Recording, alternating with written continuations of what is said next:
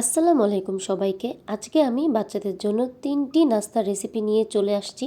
এই ৩টি নাস্তা তোমরা যেকোনো একবেলায় বাচ্চাদেরকে দিতে পারো, সকাল বা বিকালে।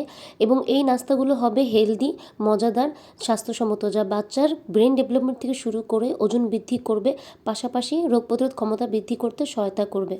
একটি বাড়ন্ত শিশুদের জন্য এই ৩টি খাবারই চমৎকারভাবে কাজ করবে এবং এই খাবারগুলো ৭ মাস বয়সী শিশুদের থেকে শুরু করে ৩ বছর বয়সী বাচ্চাদের জন্য অনায়াসে বানিয়ে খাওয়াতে পারো। রেসিপিগুলো শুরু করার আগে তোমাদের কাছে আমার একটি ছোট্ট অনুরোধ, আমার এই ভিডিওটি তোমরা যেখান থেকে দেখছো অবশ্যই একটি লাইক দিয়ে দিবে, কমেন্ট করে সাবস্ক্রাইব করে দিয়ে পাশে থাকবে। তো চলো প্রথম রেসিপি শুরু করা যাক। তো শুরুতেই আমি এখানে ১ কাপ গরুর দুধ দিয়ে দিব এবং সামান্য পরিমাণ পানি দিয়ে দিব।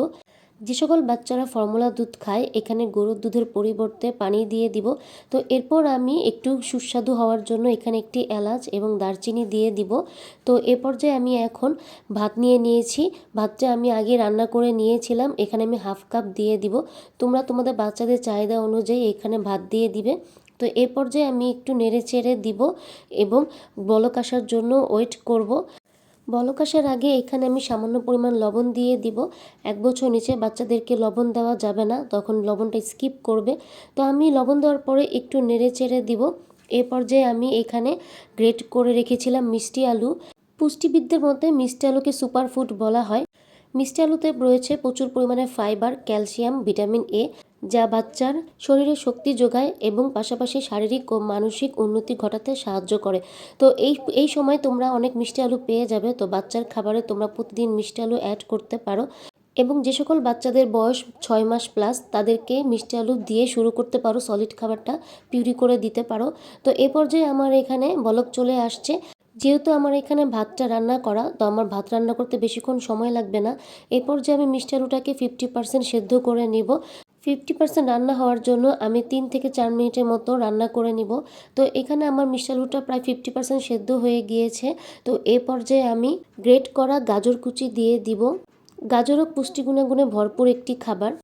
বাচ্চাদেরকে গাজর খাওয়ালে রোগ প্রতিরোধ ক্ষমতা বৃদ্ধি হয়, পাশাপাশি গাজরে রয়েছে ভিটামিন এ, যা বাচ্চার দৃষ্টিশক্তি বৃদ্ধি করতে সহায়তা করে। তো আমি গাজর কুচিটা ভালোভাবে এখানে মিশিয়ে নিব এবং একটু নেড়ে চেড়ে দিব এবং ৪ থেকে ৫ মিনিটের মতো রান্না করে নিব।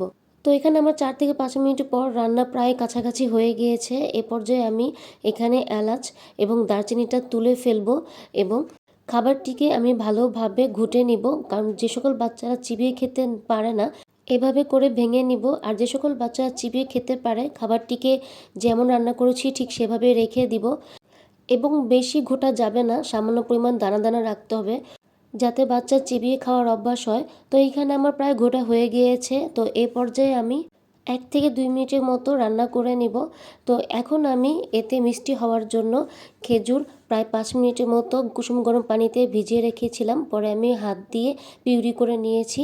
তো এখানে আমি মিষ্টি হওয়ার জন্য এখানে খেজুরটা দিয়ে দিলাম। তোমরা চাইলে এখানে তাল মিষ্টিও অ্যাড করতে পারো বা খেজুরের গুড়টাও দিতে পারো। তো এখানে আমার প্রায় রান্না হয়ে গিয়েছে। আমি আর একটু ঘন করে রান্না করব, এর জন্য আমি আর একটু জাল দিয়ে নিব। তোমরা তোমাদের বাচ্চাদের চাহিদা অনুযায়ী ঘন পাতলা করে যেভাবে খাওয়াও তোমরা সেভাবে করে পানি রাখবে। তো এখানে আমার প্রায় দেখো রান্না হয়ে গিয়েছে, তো একটু ঘন হয়ে আসছে। তো আমি এই পর্যায়ে চুলার গ্যাস একদম অফ করে দিব। আমার রান্না শেষ। তো এই পর্যায়ে আমি খাবারটি একটি বাটিতে ঢেলে নিয়েছি।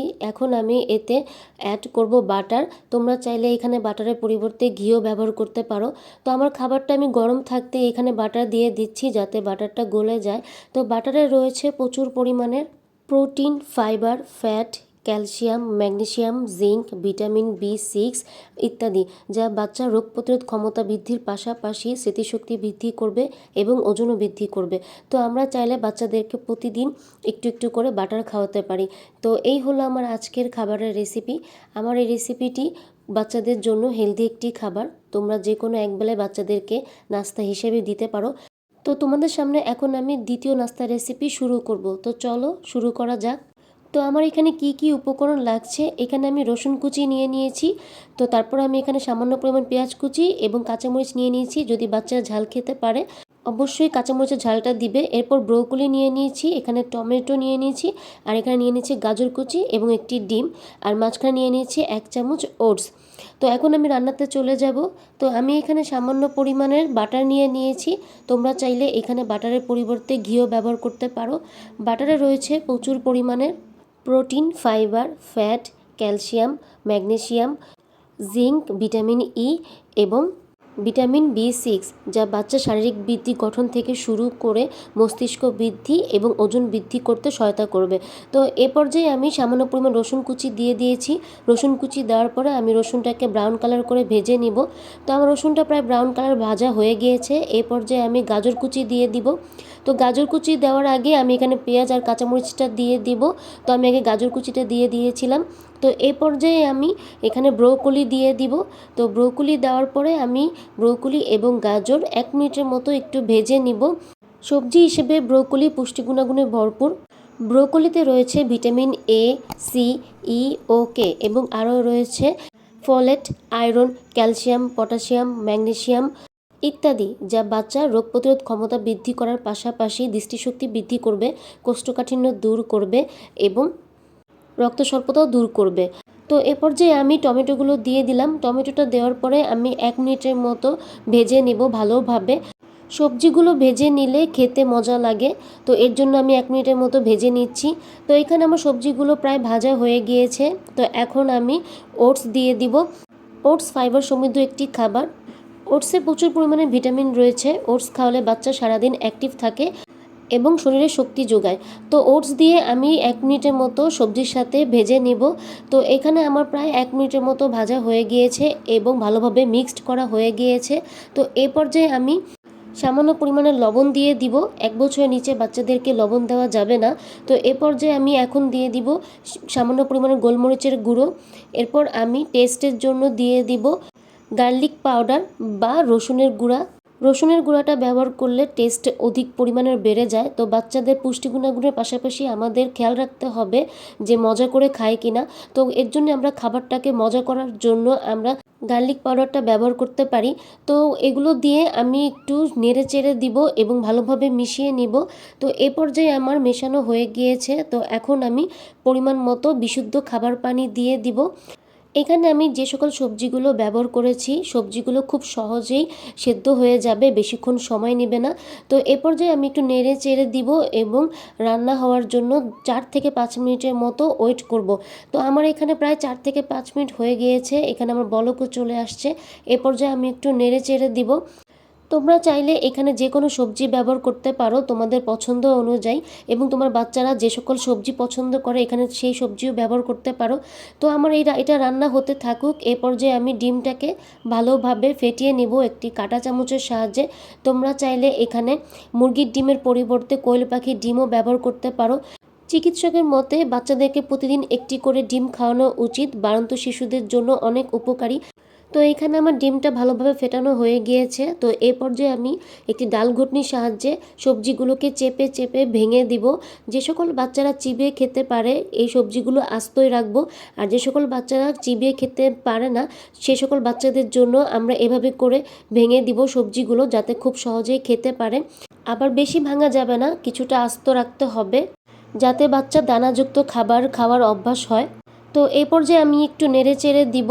তো আমি এখন যে ডিমটা ফেটিয়ে রেখেছিলাম সেই ডিমটা এখানে দিয়ে দিব। ডিমটা দেওয়ার সময় অনবরত নাড়তে থাকতে হবে, তা না হলে দলা পেকে যেতে পারে, বাচ্চার খেতে সমস্যা হতে পারে। তো ডিমটা দেওয়ার পরে আমি 2 থেকে 3 মিনিটের মতো রান্না করে নেব। তো এখানে আমি একটু ঘন রেখেছি, তোমরা তোমাদের বাচ্চাদের যেভাবে খাইয়ে অভ্যস্ত ঘন পাতলা সেভাবে করে রান্নাটা নামিয়ে নিবে। তো এই হলো আমার আজকের রেসিপি। এই খাবারটি তোমরা 7 মাস বয়সী শিশুদের থেকে শুরু করে 5 বছর বয়সী বাচ্চাদেরকে অনায়াসে বানিয়ে খাওয়াতে পারো। কিন্তু 7 মাস থেকে বয়সী শিশুদেরকে যখন বানিয়ে খাওয়াবে তখন অবশ্যই ডিমের কুসুমটা ব্যবহার করবে। তো আমার এই আজকের এই রেসিপিটি তোমরা যদি বাচ্চাদেরকে খাওয়াও সকল প্রকার পুষ্টি গুণাগুণ ওই একটি খাবার থেকেই পেয়ে যাবে। তো এই পর্যায়ে আমি তৃতীয় নাস্তার রেসিপিতে চলে যাব। তো চলো মূল পর্বটি শুরু করা যাক। এই খাবারটি আমি আমার মেয়েকে যখন ঠান্ডাজনিত সমস্যায় ভুগে তখন আমি এই খাবারটি রান্না করে ওকে দিই। তখন ও এই খাবারটি খেতে পছন্দ করে। বাচ্চারা যখন ঠান্ডাজনিত সমস্যায় ভোগে তখন তারা কিছুই খেতে চায় না। এবং শক্ত খাবারও খেতে চায় না। তো আমার এই রেসিপিটি ফলো করে তোমাদের বাচ্চাদের যখন ঠান্ডাজনিত সমস্যায় ভুগবে তখন এই খাবারটি তৈরি করে খাওয়াতে পারো। দেখবে ওরা খুব মজা করে খাবে এবং এই একটি খাবার থেকেই অনেক প্রকার পুষ্টি গুণাগুণ পেয়ে যাবে। এই খাবারটি তোমরা 7 মাস বয়সী শিশুদের থেকে শুরু করে 5 বছর বয়সী বাচ্চাদেরকে অনায়াসে বানিয়ে খাওয়াতে পারো। তাহলে চলো মূল রেসিপিতে চলে যাই। পাত্রতে আমি সামান্য পরিমাণের বাটার দিয়ে দিব। বাটারের পরিবর্তে তোমরা ঘিও ব্যবহার করতে পারো। বাটারে রয়েছে প্রোটিন যা বাচ্চার শারীরিক বৃদ্ধিতে সহায়তা করবে এবং সাথে সাথে ওমেগা 3 ওমেগা 6 ফ্যাটি অ্যাসিড রয়েছে যা বাচ্চার মস্তিষ্ক বিকাশে সহায়তা করবে। তো এখানে আমি সামান্য পরিমাণ রসুন কুচি দিয়ে দিব। বাটারের সাথে রসুন ভাজলে একটি সুন্দর স্মেল বের হয়। বাচ্চার হেলদি খাবারের পাশাপাশি আমাদেরকে খেয়াল রাখতে হবে খাবারটি সুস্বাদু কিনা, কারণ তারা মজা করে খেতে পছন্দ করে। তো এ পর্যায়ে আমি এখন দিয়ে দিব ওটস 1 চামচ। তো ওটস দেওয়ার পরে এখানে আমি দিয়ে দিব 1 চামচ সুজি। তো ওটস এবং সুজি আমি 1 থেকে 2 মিনিটের মতো একটু ভেজে নিব। তো এর পর্যায়ে আমি ভাজার পরে এখানে 1 কাপ গাজর কুচি দিয়ে দিব। গাজরে রয়েছে ভিটামিন সি, ই, এ এবং অ্যান্টিঅক্সিডেন্ট যা বাচ্চার রোগ প্রতিরোধ ক্ষমতা বৃদ্ধি করতে সহায়তা করবে। তো এ পর্যায়ে আমার গাজর কুচিটা ভাজা হয়ে গিয়েছে। এ পর্যায়ে আমি এখানে পরিমাণ মতো পানি দিয়ে দিব। তো এখানে পানি দেওয়ার পর আমি একটু ভালোভাবে নেড়ে চেড়ে দিব। যেহেতু আমি এখানে সুজি দিয়েছি, তো সুজিটা দেওয়ার কারণে এখানে আমার কিছুক্ষণ পরপর আমার নেড়ে চেড়ে দিতে হবে, নাহলে দলা পেকে যেতে পারে। তো এই পর্যায়ে আমি সামান্য পরিমাণ লবণ দিয়ে দিলাম, সামান্য পরিমাণ গোলমরিচের গুঁড়ো এবং দিয়ে দিব গার্লিক পাউডার বা রসুন গুঁড়ো। সব কিছু দিয়ে আমি একটু নেড়ে চেড়ে দিব ভালোভাবে। আর 1 বছরের নিচে বাচ্চাদেরকে এই খাবারটি দিলে অবশ্যই লবণটা স্কিপ করতে হবে। তো আমার এখানে প্রায় নাড়াচাড়া হয়ে গিয়েছে। এ পর্যায়ে আমি বলক আসার জন্য ওয়েট করব। তো এখানে আমার প্রায় বলক চলে আসছে। যেহেতু ওটস দিয়েছি, সুজি দিয়েছি, রান্না করতে বেশিক্ষণ সময় লাগবে না। এখন আমি এতে অ্যাড করব টমেটো। টমেটোটাকে আমি ভালোভাবে পিউরি করে নিয়েছি। তো সেটা আমি এখানে দিয়ে দিব। টমেটো পুষ্টিগুণে ভরপুর যা বাচ্চাদেরকে আমরা এই শীতকালীন সময় টমেটো স্যুপ করে রান্না করে খাওয়াতে পারি। যে সকল বাচ্চারা ঠান্ডাজনিত সমস্যায় ভোগে এবং বুকে কফ জমে থাকে তাদেরকে টমেটো স্যুপ করে দিলে ভিতরে কফ জমে থাকলে সেটা গলে বের হয়ে যায়। তো এই পর্যায়ে আমি একটি ছোট সাইজের কাঁচামরিচ কুচি কুচি করে কেটে দিয়েছি। তোমরা চাইলে একটা আস্ত কাঁচামরিচ মাঝখান দিয়ে কেটেও দিতে পারো। তো এ পর্যায়ে আমার প্রায় খাবারটা ঘন হয়ে আসছে। তো এখন আমি এখানে 3টা কোয়েল পাখির ডিম নিয়ে নিয়েছি। তোমরা চাইলে একটা মুরগির ডিমও দিতে পারো। কোয়েল পাখির ডিমে পুষ্টি গুণাগুণে ভরপুর। একটি মুরগির ডিমের থেকে প্রচুর পরিমাণে কোয়েল পাখির ডিমে রয়েছে। তো এর জন্য আমি সবসময় কোয়েল পাখির ডিমটাই ব্যবহার করি। তো এই পর্যায়ে আমি কোয়েল পাখির ডিমটা দেওয়ার পরে অনবরত নাড়তে থাকবো, নাহলে দলা পেকে যেতে পারে। তো আমার এখানে প্রায় রান্নাটা হয়ে গিয়েছে। আমি এখন 2 থেকে 3 মিনিটের মতো চুলায় আঁচ দিয়ে নিব এবং নামিয়ে নিব। তো আমার খাবারটা প্রায় ঘন হয়ে আসছে। আমি আমার বাচ্চাকে একটু ঘন করে খাওয়াবো। তোমরা তোমাদের বাচ্চাদেরকে যেভাবে খাইয়ে অভ্যস্ত ঘন পাতলা ওইভাবে করে নামিয়ে নিবে। তো যেহেতু সুজি দিয়েছি, নামানোর পর আরেকটু ঘন হয়ে আসবে। তো এর জন্য আমি এই পর্যায়ে চুলার গ্যাস অফ করে দিব। তো এই হলো আমার আজকের পুষ্টিকর হেলদি একটি নাস্তা। তো আমার এই খাবারটি তোমরা যদি বাচ্চাদেরকে একবেলা করে খাওয়াও, যে কোনো সকালে বা বিকালে, বাচ্চারা খুব মজা করে খাবে এবং এই একটি খাবার থেকে সকল প্রকার পুষ্টি গুণাগুণ পেয়ে যাবে। তো আজকে আমার এই 3টি রেসিপি যদি তোমাদের ভালো লেগে থাকে অবশ্যই একটি লাইক, কমেন্ট, সাবস্ক্রাইব করে দিয়ে পাশে থাকবে। তো আজকের মতো এতটুকুই। আল্লাহ হাফেজ।